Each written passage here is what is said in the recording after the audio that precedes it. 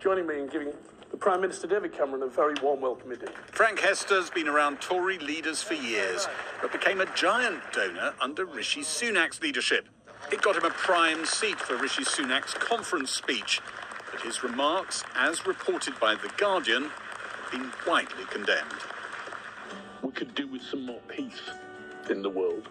The Guardian alleged that Frank Hester in 2019 told a meeting at his company's Yorkshire headquarters that he tried not to be sexist when criticising a bad woman executive, but it's like trying not to be racist. But you see Diane Abbott on the TV and you're just like, I hate. You just want to hate all black women because she's there. And I don't hate all black women at all, but I think she should be shot. Friends of Diane Abbott said she'd reported the comments to the Police Parliamentary Liaison and Investigations team. And in a statement, Diane Abbott said, "It is frightening. I live in Hackney. I don't drive, so I find myself at weekends popping on a bus or even walking places more than most MPs. I am a single woman, and that makes me vulnerable anyway. But to hear someone talking like this is worrying."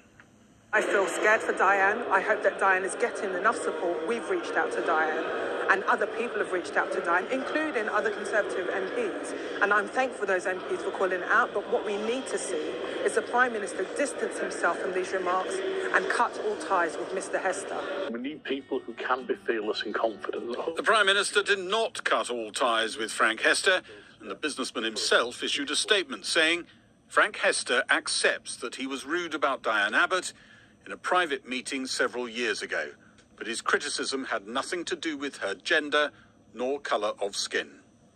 That formulation was carefully echoed by a cabinet minister sent out for interviews.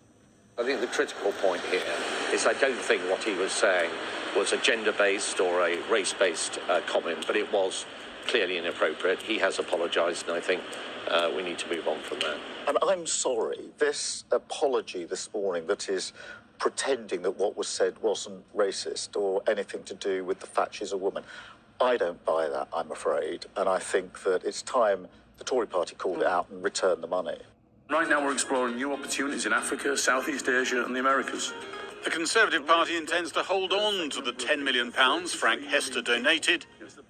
Mr Hester's statement said that he rang Diane Abbott twice today to try to apologise directly for the hurt he has caused her and is deeply sorry for his remarks. He wishes to make it clear that he regards racism as a poison which has no place in public life. Friends of Diane Abbott say she twice made it clear on her mobile she didn't want to talk to Frank Hester. This documentary from 2 years ago showed how Diane Abbott's staff regularly open offensive posts from the public. Clearly someone's taken a lot of time to, cut out images of Diane and some really serious racism, sexism. It's just quite grotesque. Diane Abbott herself has had the Labour whip suspended for a year after the leadership accused her of downplaying anti-Semitism with deeply offensive language.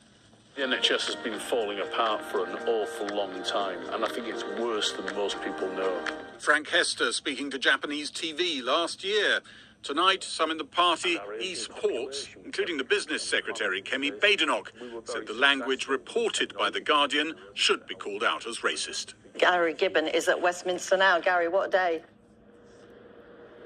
Well, something's just broken in the last few minutes. The line that Downing Street were trying to put out there has not held. It's broken, and we now have a statement from the Prime Minister's spokesman saying that the Prime Minister believes the comments by Frank Hester were racist and wrong, the language that they've been avoiding all day. But, they say, he has rightly apologised for the offence caused.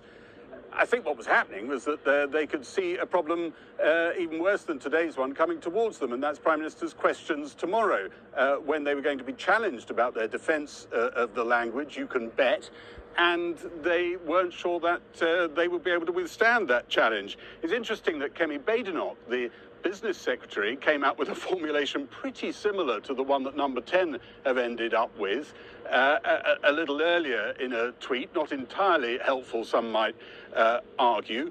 She'd, as it were, got there earlier than them. There will be some question marks